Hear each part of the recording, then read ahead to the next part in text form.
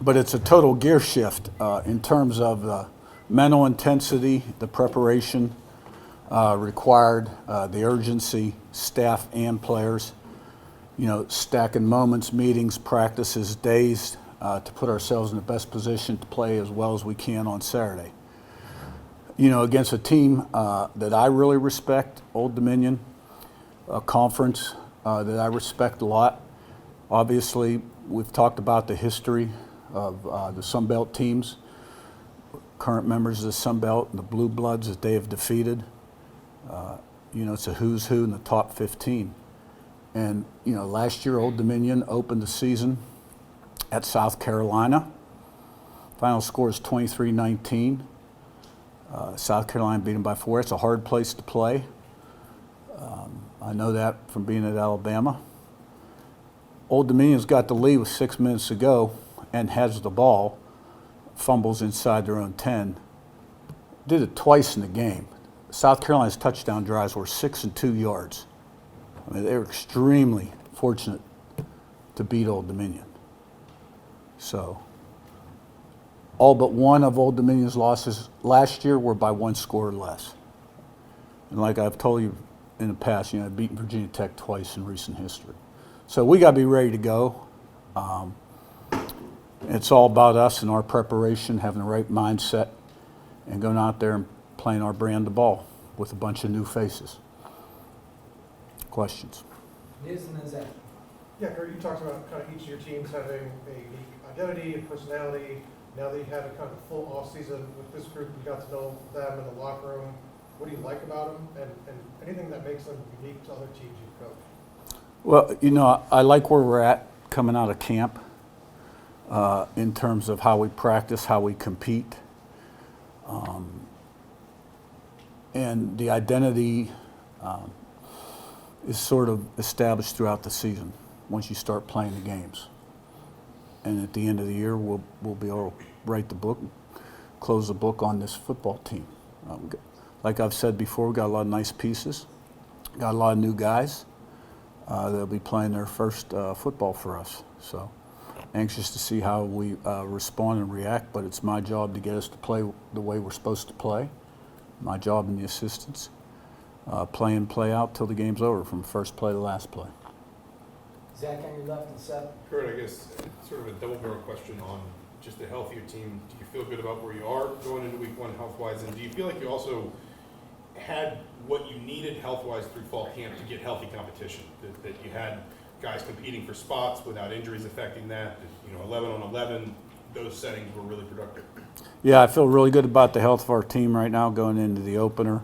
During camp, we did have some guys in and out defensively at times, and one offensive lineman missed a little time, but it's healthy now. So overall, I'm pleased with where we're at. Seth on your left and Pete. Curt, one thing that so many guys said about Curt's work last year was just how even-keeled he was as a leader, just, you know, not getting too high, not getting too low. I know you obviously aren't able to see how Fernando's going to handle big moments on the field at this point because he hasn't been out there yet. But what sorts of leadership qualities have you seen from him? How do the guys kind of rally around him? Well, you know, he's played a lot of football, so I've got a lot of confidence in him. And I think what you saw last season, as Curtis started to produce at a high level in the games, then his leadership and his status with his teammates. I've never made it a point to try to make the new quarterback the leader of the team. Our focus has always been on developing him, making him the best he can be, because you lead through your actions, and there's nothing like positive performance to establish yourself as a leader. Peter on your left and Sammy. Yeah, Curt, can you assess the offensive line in particular? What qualities, what attributes make a quality offensive line? Well, you got to have a certain amount of size, and you got to be tough. Ankle, knee, hip flexibility, explosive power, you know, initial quickness, and you know, the ability to stay healthy really helps. And the smarter you are, the better, because there's a lot of variables up front and multiples. A lot of things happen where you got to make quick adjustments. So we're fortunate to have a pretty experienced group, and I feel good about them. Sammy on your right and Jared. Coach, a quarterback, Colton Joseph, led the Sun Belt in total yards last year. What makes him so hard to defend? And then their defense returns an All-American at linebacker Yeah. and a couple others, good players. What makes them a challenge to prepare? Right. Offensively, it all begins with the structure and design of the offense. They're going to spread you out, big wide splits, force you to defend the whole field, and with the box count and the advantage throws and get the run game going. They've always been high in the conference in rushing, and they do a really nice job. The quarterback can beat you with his legs and his arm. He missed a game and a half. He didn't take over as a starter till maybe game 4, and missed a game or so. Him and the backup together rushed for about 900, and threw for about 2,000. Touchdown to interception ratio was good. So, they try to create space through their alignments and take advantage and put themselves in the best play. They've got 3 or 4 offensive linemen returning, both quarterbacks, and then they lose their skill guys. They've got some new guys coming in. Defensively, it's a 3-3 defense, a little different than what you see, a variety of blitzes and looks. It's a challenge. And Jason Henderson returns at middle linebacker. He got hurt last season early in the year. We're redshirted. Had 170 tackles in 2023. I think he led the country in tackles. Jared and Jim. In terms of game day operation with the assistants, you expected to be the same as last year with Coach Shanahan and Booth and Hayes on the field, and Coach Whitmer, is he going to kind of take on the same responsibilities as Gio had last year? Yep. Jim and Zach B.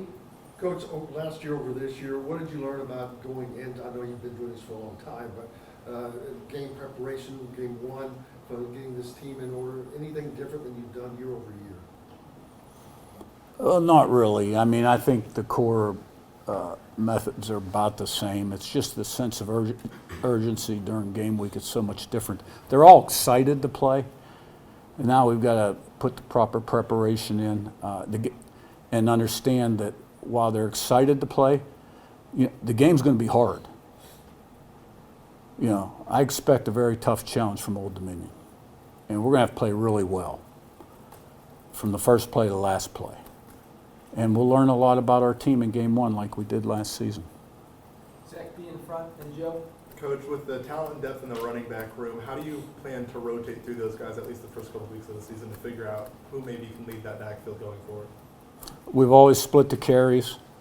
Right now the top 3 backs are Hemby, Black, and Beebe, and I expect them all to carry the ball Saturday. Joe in front and Daniel. You've talked highly about strength coach Derek Owens ever since you got here. What's the report card you've gotten through fall camp leading into this game week? What sort of what? Well, what's the report card on how the team's doing in the weight room from Derek Owens? Good. And I thought we handled practice as well, and we stayed relatively injury-free. So, yeah, he does a good job. Daniel and Josh on the right. Corner opposite Ponds, how happy are you with how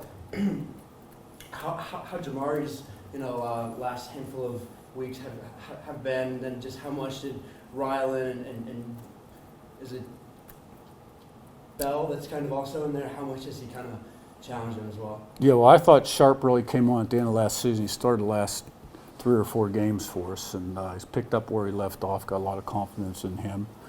Gandy's played a lot of football coming from Pitt as a starter, and Jalen Bell's a good young prospect. Josh, and then we'll come back to Miz. You talked after the first ball practice that you were focused on Old Dominion. How nice is it to have the sole focus and have the team's full attention on game week? Well, hopefully we have their full attention throughout the week and on Saturday, right? But yeah, camp is important.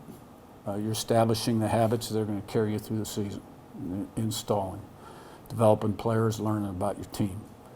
Now it's time to go to war, and it's serious business now. Miz, last one. I'm not asking about, Loosemore's court case is this week, and he could find out about his accountability.